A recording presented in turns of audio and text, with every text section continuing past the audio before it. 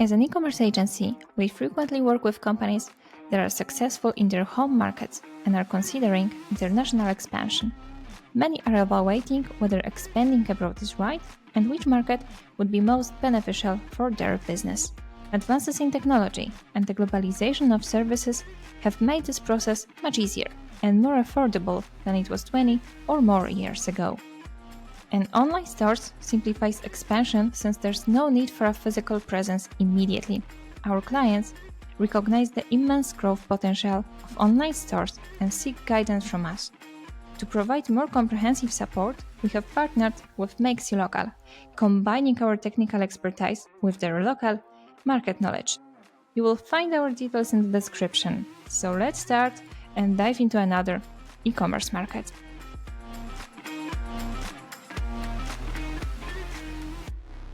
Hello, everybody, and another episode of our podcast. Today we have Hayley from Makes You Local, and we will be discussing the UK market. So, Hayley, welcome to our podcast. Very nice to have you here.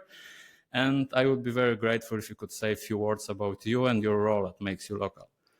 Yes, thank you for inviting me. As you said, my name is Hayley. I am the head of customer success and localization specialist for the UK with Makes You Local. So Makes You Local helps web shops succeed not only in their own market, but also when launching into markets all over Europe. We help localize, we have tech and tools to help companies succeed, whether that's with our native teams doing customer service, we do translations, we localize web shops, and also we help them create roadmaps and strategies in order to make sure they're succeeding in these new markets. So we do that all across Europe, as well as the UK, all up into Scandinavia. So that's my role there with the company. Thank you. Thank you very much. Yeah, we've spoken also with Henrik and with Donatas. So we know that you are present in the whole Europe. So it's really amazing. And the UK, I've seen your webinar which you hosted recently, and I also prepared myself, and I see that UK is a top 3. Yeah, it's a very big market, very large e-commerce opportunities. But on the other hand, of course, there are stereotypes, that it's a little bit hermetic, closed. How would you say? Is it the market worth fighting for? Enter there and sell your goods? Yes, it's definitely hard. I'm not going to say it's smaller businesses coming from Europe, it's just easy to get into the UK, because that's not the case. Mm-hmm. You have a lot of competition, of course, being the third leading e-commerce market in the world after America and China. Mm-hmm. So really, really big market. But once you are in there and you gain really great brand awareness, and you can then do really well. So I think it's the really important thing here is making sure you do your research, making sure you have a good plan before launching, because it can be very expensive as well, especially if you're a small brand, small business that has no brand awareness in the UK. That is a tough position to be in if you want to do well. So coming up with a really good strategy and making sure that you're well prepared before going straight in. And there's no means to say that you won't succeed. There is competition, but it's definitely a great market to be in once you've cracked it. Yeah, great to know, because as I mentioned, the stereotypes are strong, so we need to fight with them and discuss how it really is. But also there is one word which is coming recently and before Brexit. How did it affect? And what challenges it brings to the companies, for example, from Poland or from another companies in the European Union. So several challenges that we're still facing since Brexit. Now there are custom duties and VAT implications that they weren't there before. So this leads to higher costs for customers when they're buying from Europe, longer delivery times, also increased custom checks, which also can be really frustrating for customers. So any UK consumers now who are buying from the EU, they already know that they're expected to get these fees. They kind of have some kind of expectations now when they're ordering from EU countries. So things like import taxes, delivery surcharges that are now in place. And as I said, longer delivery times due to customs. So it's kind of accepted now, I guess, since Brexit. But yeah, it's definitely a really big issue for UK consumers. They'll read fully your delivery and returns policies. They'll see, okay, this is an EU company. Does this mean that I'm going to have to pay lots to, first of all, receive the product? Is it then going to take a long time to get here? What about returns? These are really high priorities for UK consumers. So definitely you have to really localize your website. Do you need to think here, should we implement a local returns address just to help that really fast returns policies in the UK, because they expect that to be quick as well. It's how it is now. But for people who aren't based in the UK, you really have to think here, how clear can you be on making sure that the customers can get their products fast? And also, what is your return policies? It's really important and vital that you have a good setup for that allows you to be fully transparent to the UK customers. So great to know, to prepare yourself. Yeah, but just as a British, did people got used to the British people that Brexit is, and this is a normal way of living right now, or there are some, I don't know, still voices that maybe it was a wrong decision, maybe it would better to stay at European Union. I mean, more business wise than historical wise. Yeah. So because this is the topic for us. Yeah. Yeah. I'm not going to go into whether people regret the Brexit. I think it was. Yeah, I know that this topic is gentle, so I'm trying to make it as delicate as I can. Yeah. But really, yeah. So obviously, a huge whirlwind since Brexit. People backtracking, regretting their their vote there. But I definitely think they've lowered their expectations and are prepared a little bit more to have a complicated buying process if they're buying abroad. But I think because of Brexit, people are opting more to buy local and buy from UK web shops, or at least web shops that function in the UK.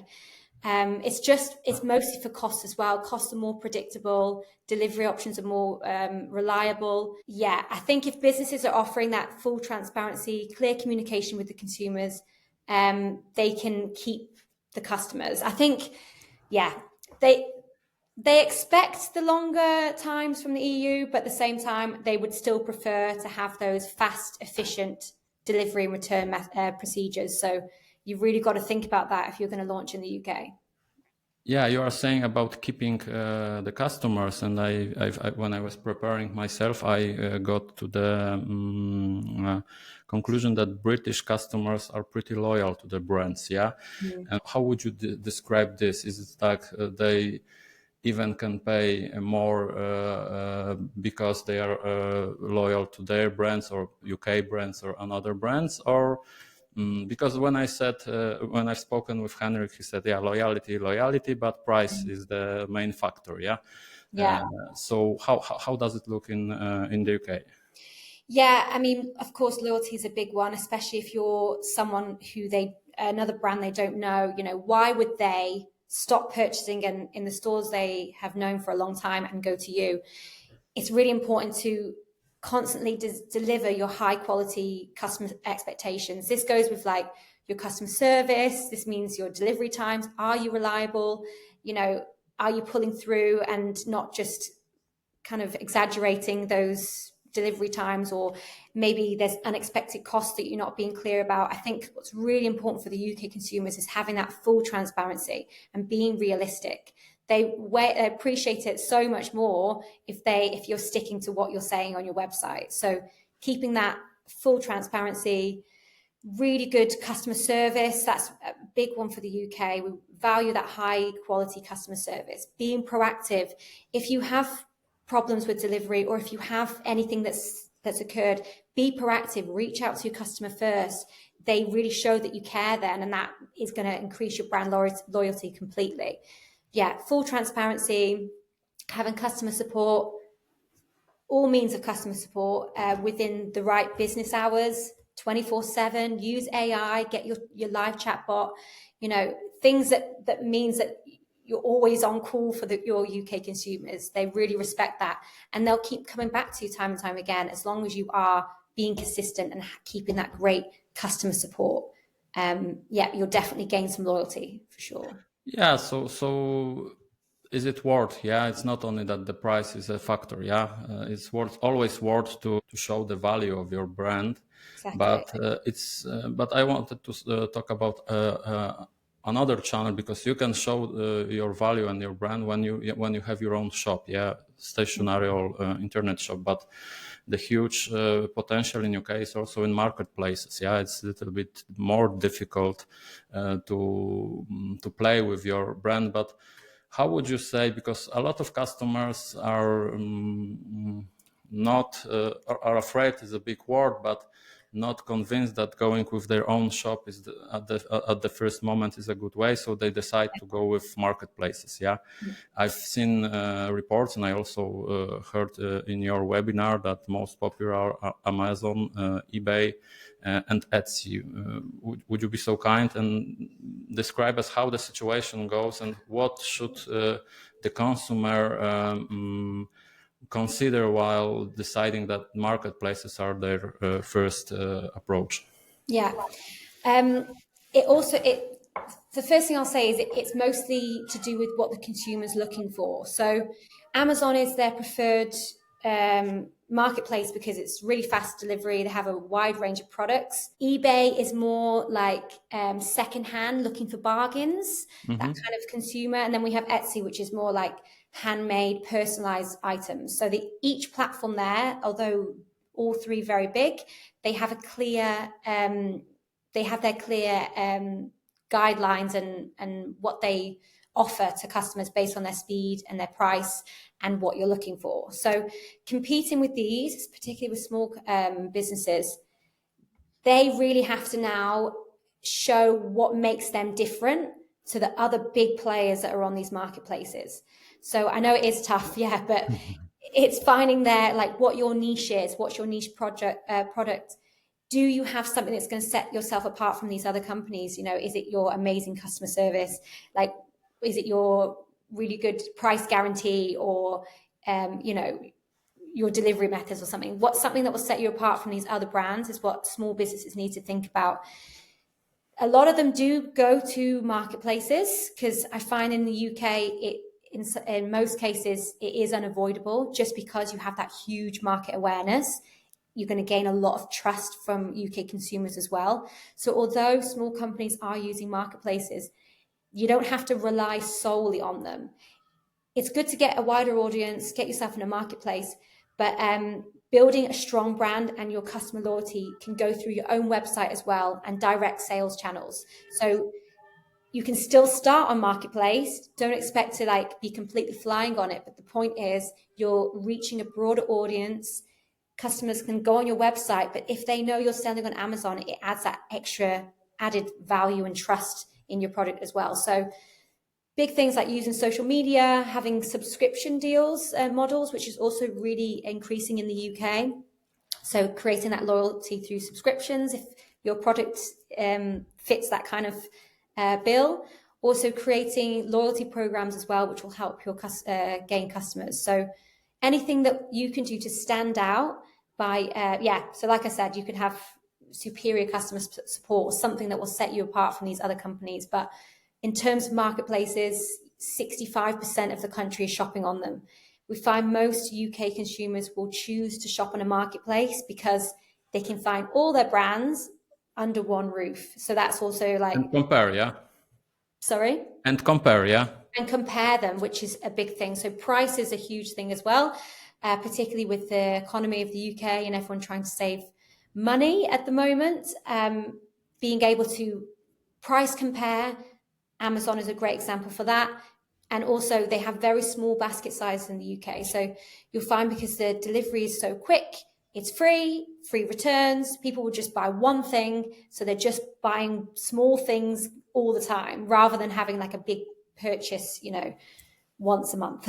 So that's the kind of behavior of the UK. It's fast.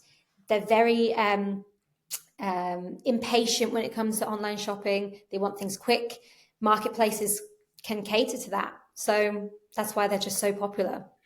Yeah, but very interesting, very good to know what you said, that certain marketplaces are for certain companies and certain types of business. Yeah, another type of strategy which also Polish consumers have with, for example, Allegro, the biggest marketplace in Poland, is that the products, even if you have them on your own site, you can buy them on the marketplace to have free delivery. Yeah, for example, it's Amazon Prime. Yeah, you are a subscriber, so you have a free delivery. So, for example, you have the same price as it in a normal shop, but you have a free delivery. So consumers goes for that. Yeah. So definitely is a thing worth considering for the customers moving there. But also when I'm thinking about the marketplaces, I'm thinking about those which are not very currently very popular, but not well welcomed in some areas. For example, like AliExpress or Temu. And I think about the translation which are there, and I'm getting to the next point, which I wanted to ask you: how prepare the translations for the products and for my shop when I'm entering UK, because most of us speak English, yeah, but the English we speak, I mean, people outside of UK, is slightly different than British English, which you are using as a native ones, yeah. So what companies should focus on, and how they should prepare their store in the area of translation? Yeah, absolutely. Localization is key in the UK. Just like you said, everyone can pretty much speak English, and if you can't, AI can write anything. What's really important is not just to focus on localization. Is not just the translation. It's about adapting things that the UK consumers can resonate with, where it makes sense. Otherwise, it's almost just pointless. So small things like, of course, British spelling, things that are different between the US and England, even small things like your cart, which is your basket, things like this that you need to make sure is localized to the UK. Spelling, regional preferences. The UK is so vast and it's so different between the Northerners and the Southerners. And I think just being able to relate a lot to who your audience and who you're selling to. The UK consumers really value that. That is up there with the top points of trust when you're localizing your website. So not just translations, highlighting holidays, special events.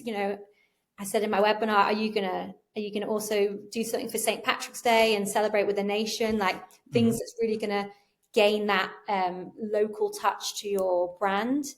Just ensuring the tone is appropriate for the UK consumers.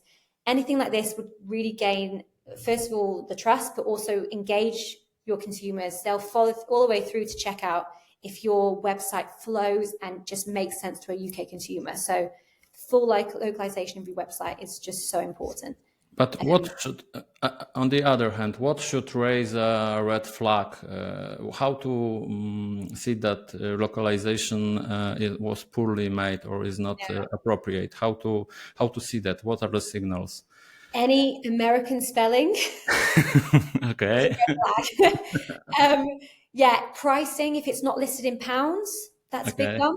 Because a lot of companies I've seen in my experience, they'll just, let's go to the UK and we'll just keep to euros. Like things like this, just small things, but that's a big one. Also failure to account for UK specific regulations like your VAT. Are you including this in the shipping? Are you looking at whether the value of the basket is more or less than £135? Are you gonna pay for the VAT? Is this going to be something that's included? Just really making sure that you're understanding what the UK consumers are looking for. And I will tell you, they are looking to see if all fees are included. They don't want those unexpected ones at when it's arriving on their doorstep. So really making sure you're understanding full regulations of the UK as well. So good research, yeah. Good research. But I would also say, just to touch on the last thing here, is also the payment options. So PayPal is the leading payment option in the UK. Over 80% of people are still using PayPal. So if you don't have that on there, that's also a bit of a red flag for UK. But also, same as most countries in Europe, having the Apple Wallet, Google Pay, Apple Pay, they're all really big as well. So yeah, poor localization. It's a massive red flag. Massive red flag, and a lot of things to talk about. I assume that you've seen a lot of poorly localized websites in Makes You Local. But you mentioned VAT and this currency. What other local regulations may affect the retail sales in UK? Are there any specific that we should focus on the beginning? But because I know that there are a lot of to be researched, that are reviewed, but maybe some kind of these basics which you would say that they are crucial for any business while entering the UK. Yes, you have to comply with consumer rights laws. So that's all things that will cover things like your return policies and refunds. Data protection is really big in the UK. It's actually crucial. So you have to follow the GDPR standards and also VAT. That's the big thing now, because since Brexit, all the new customs and duties and requirements for cross-border sales, that have all come into play. So I think you really have to do your research and understand it. Also, always keeping on top of it and making sure that you're up to the standards of the cross-border sales. So now it's quite good. You can always hire an external company these days. Logistical companies can also handle these things for you. So when you are coming across from another country, you can partner up with these companies and they can really help ensure a smooth connection between shipping and selling into the UK. So that's really helpful. But it's always good as a business owner to do your research, call me up. We can go through it all with you. But just keeping up to date with the standards and regulations, really important. And about doing the research and even using a help of companies like what would you say what would be the best strategy or effective strategy of promoting this your business in the UK while entering? Yeah, search engine optimization.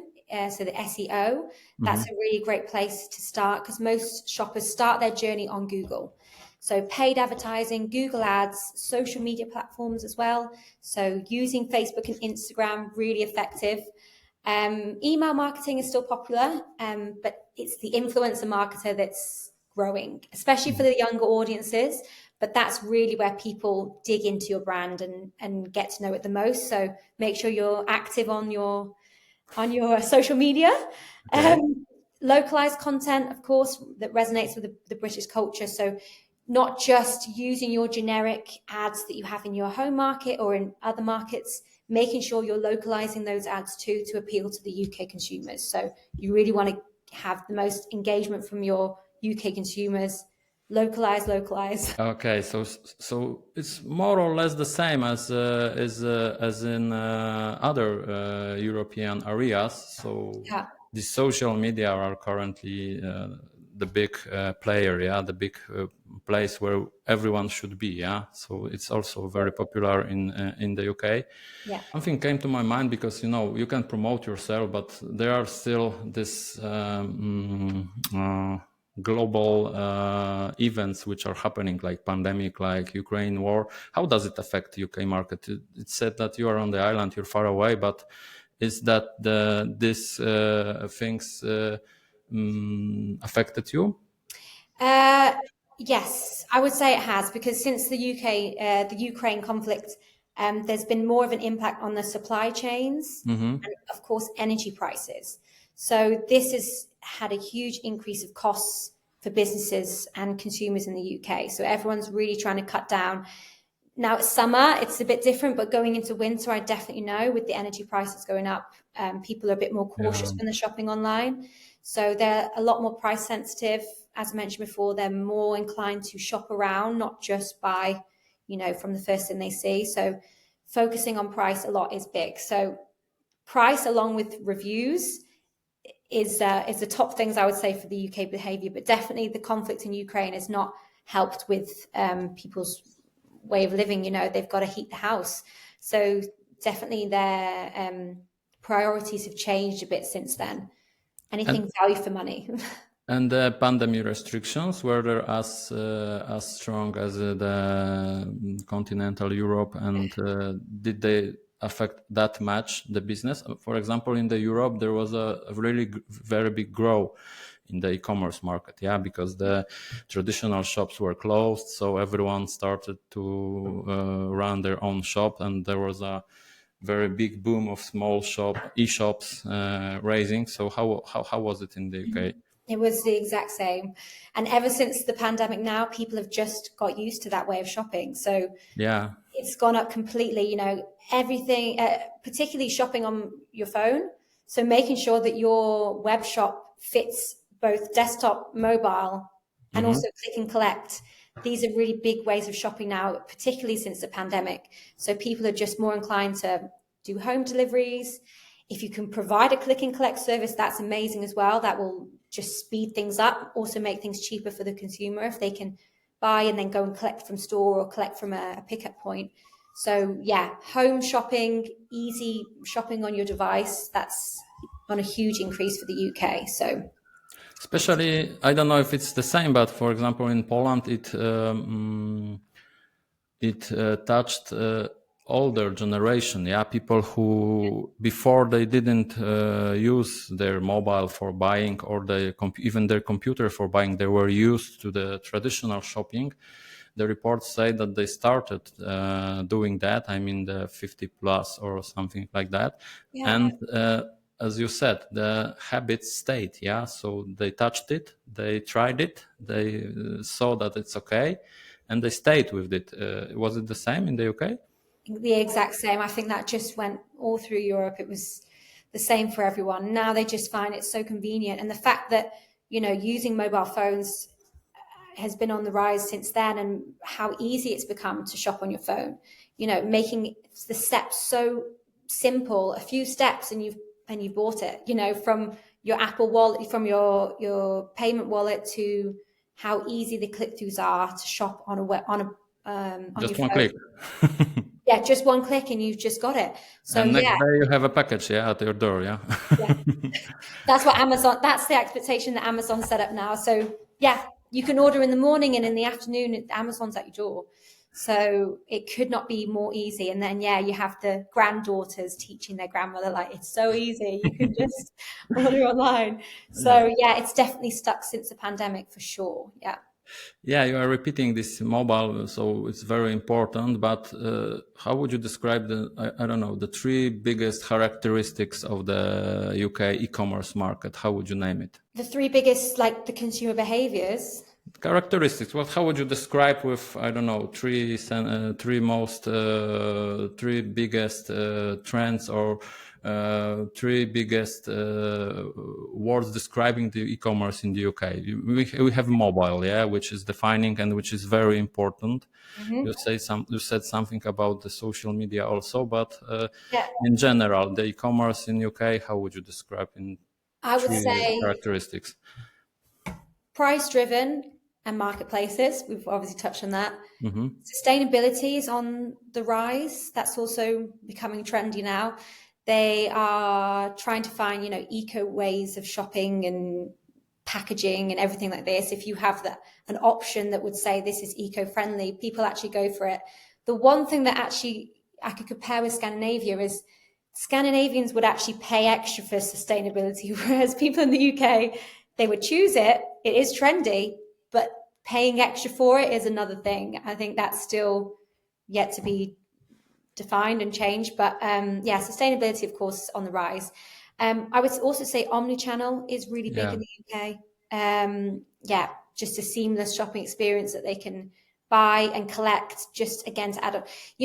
I'm saying next day delivery because that is quite important for consumers. But if you don't have next day delivery, it's also okay. A lot of people come to me like, it's not possible. We can't do next day. How can we compete?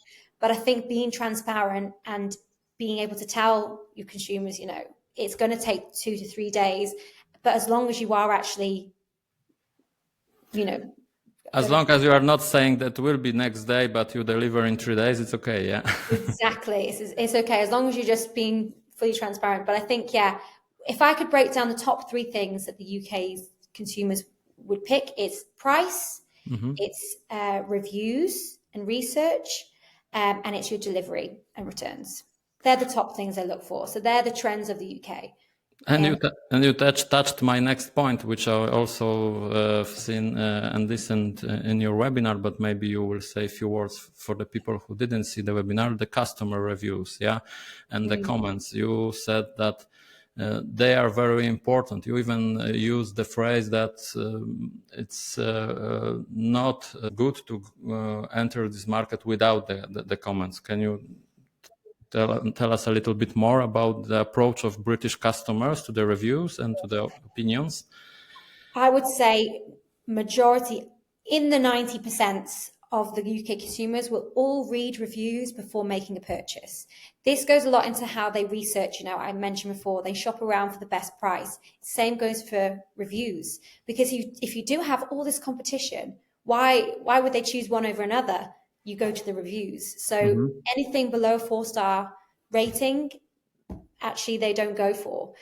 Trustpilot is really big. So having a really good Trustpilot page and lots of reviews, UK consumers love it. But these really boost your conversions, getting those strong ratings, good and bad. If you only have good ones, it's almost like a red flag for the UK, like something must be wrong here. But I think the point is just getting those reviews and making the people trust you that way, finding out that your delivery, you will be delivered within the time we say. If you're not, I can guarantee you'll get lots of good reviews when everything's good, but you'll get way more bad reviews when things are bad.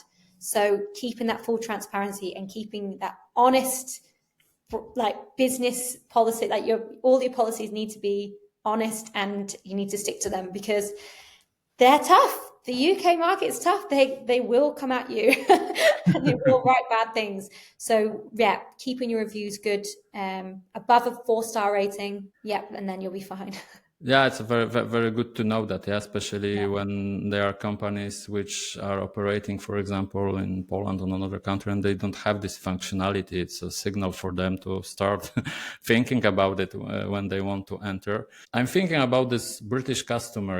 We know that he reads reviews. I know that she uses mobile. How would you describe wider this typical British e-commerce consumer? Sorry, like describe a classic consumer, like how does the classic consumer like? We know that he likes to know the reviews, the opinions. We know that he prefers to buy mobile. Is it a rather older person? Is it rather younger person? How does it like? Is it like everyone is buying, or is the center group, or how would you describe that? Everyone is buying. As we mentioned before, it's becoming so much easier now. So I think we can also add to the older demographic here. Of course, the young ones are tech savvy now. They are all shopping on their phones. That's the big one. They want it fast. They want it reliable, and easy to navigate websites. I think keeping it as simple as possible, as plain, easy steps, quick shopping. They definitely want to see videos. They want as much product knowledge as possible, but not to bombard with information. So that's why videos are really on the rise now. If you have videos to show your products, that also helps getting the purchases and turning it in your conversion rates.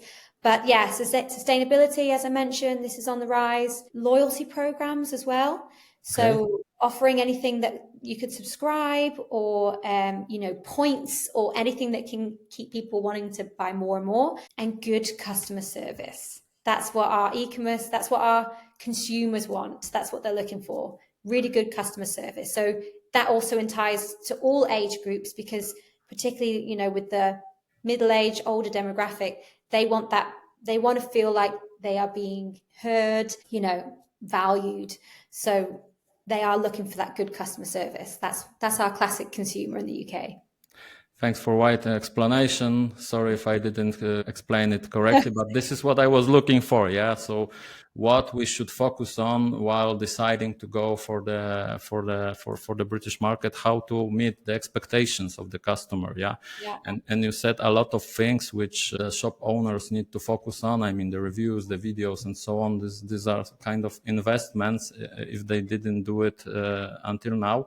But do you see any other, operational or financial challenges for the companies which would like to enter the British market that they need to anticipate and prepare themselves for? Yeah, I think shipping and logistics, we go around this a lot in the UK only because of Brexit and because I know it's an issue for most businesses. And this is actually one of the reasons why people almost are too afraid to go into the UK because of the cost of shipping and logistics.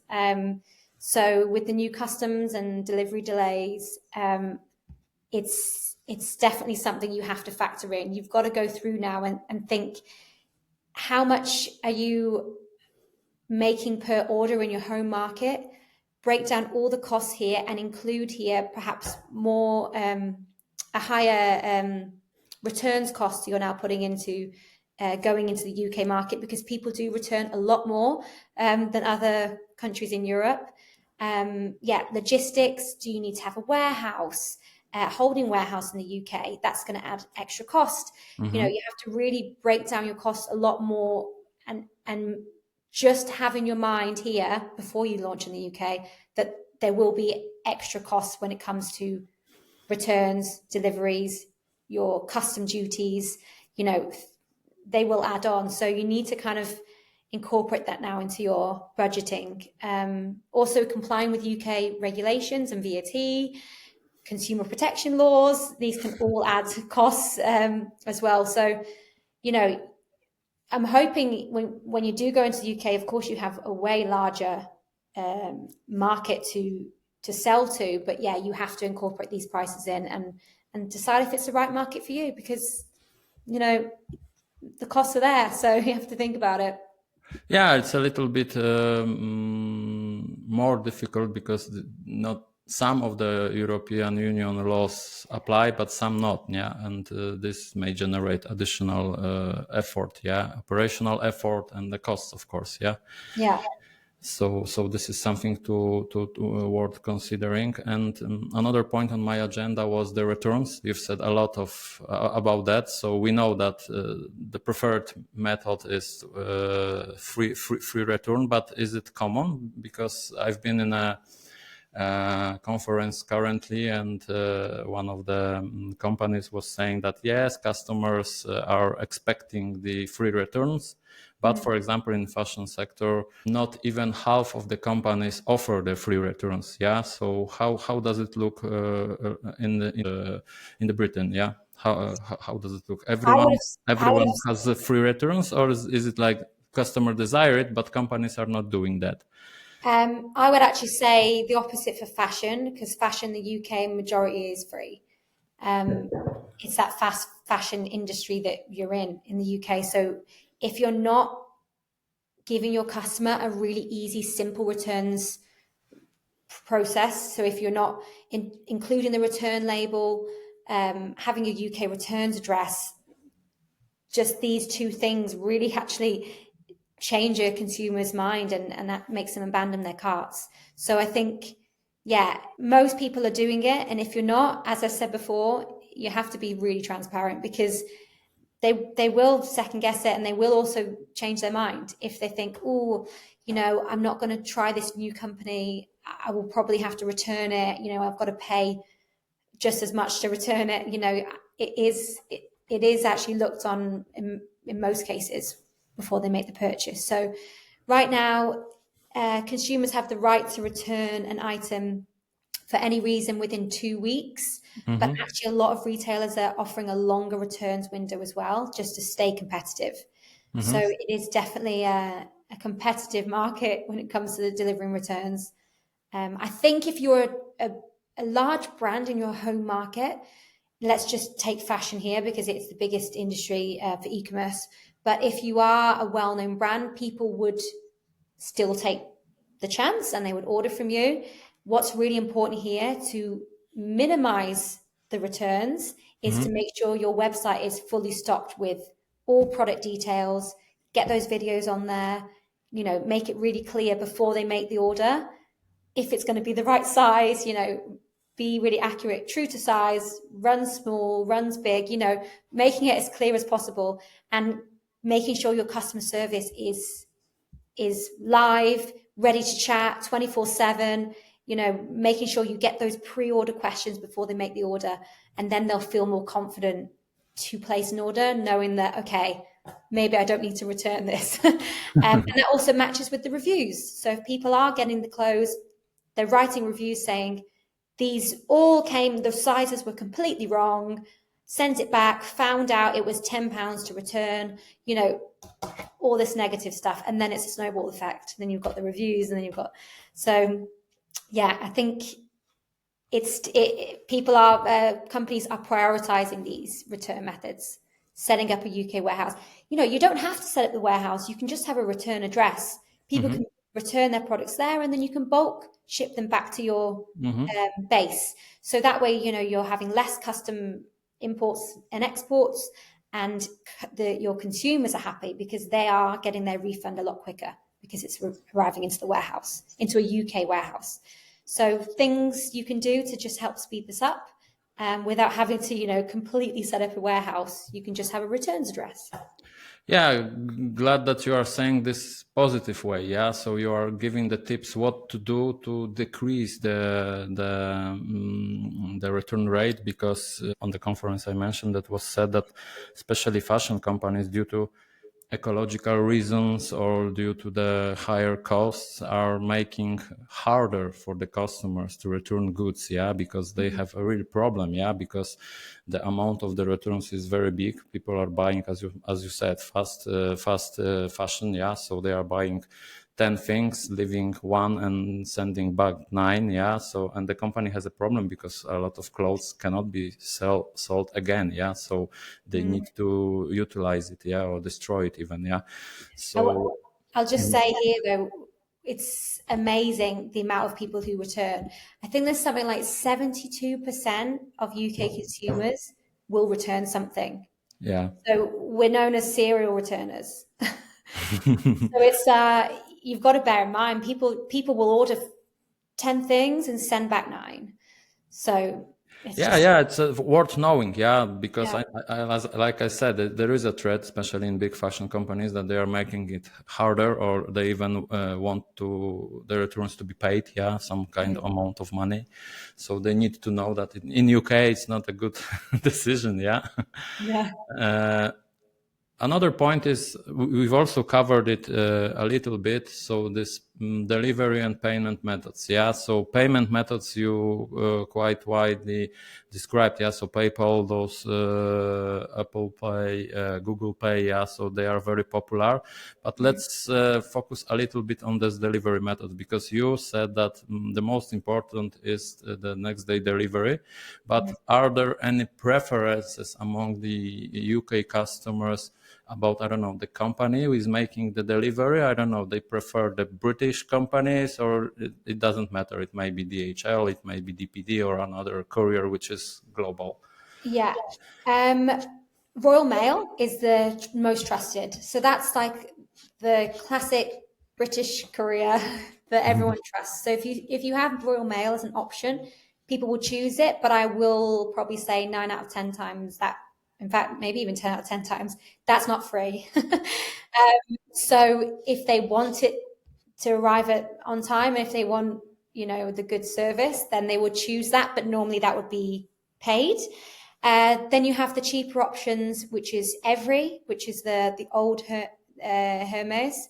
Okay. Which I will tell you that they already know it's got the worst reviews. They're never on time. Parcels are lost. They're just thrown on the side of the road or trapped over the fence. But people choose it because it's normally the free option.